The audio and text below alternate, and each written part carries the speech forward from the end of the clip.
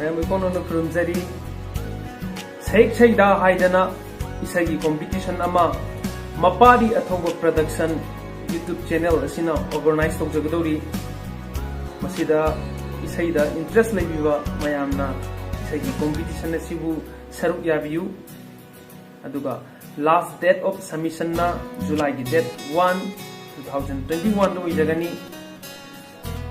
aduga Mapari athouba production YouTube channel asibu su mayamna subscribe tawbiramu akupa maron khambinabagidamakta mobile number 9366994931 da phone tawbiraga akupa maron lawbiyu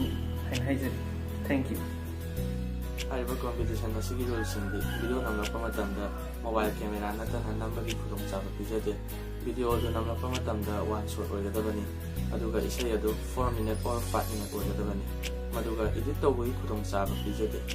isai sakpi amadi isai sakpagi su sapmanagani mataki rule ase isai asi round ani thongna khaidokani ahanba round da like amadi view machine yengadu thangani ani suba round na roiba round oigani final round da jury sina birpa mark matuna Mapunapu Kurumjari Kogi Mapari athouba production na sinjaduna Seihek Seida haina mingtonjaba online gi oiba singing competition ama angthokjagadori ma'am ni yumyumda leina kogi thayawjabi chinausin competition sibu yawbiu adulena rules and regulation punama Mapari athouba production gi page na YouTube ta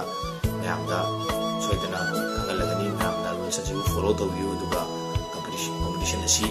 yamna thawai yauna yawbiu haina isaidagi ma'am da request tawjari. Entry fee gi mamal lupa chamani somna video do thabirappa matamda entry fee ga loinana thabirakadabani entry fee tharaknaba aikoigi Google Pay number 9366994931 somna video do thabirappa matamda entry fee thakibagi screenshot amasung video do punna mathakta haijakiba number do da WhatsApp ta thabirakadabani. First award 3,000 with certificate, second award 1,500 with certificate, third award 1,000 with certificate. Selection the whole value that the certificate is given.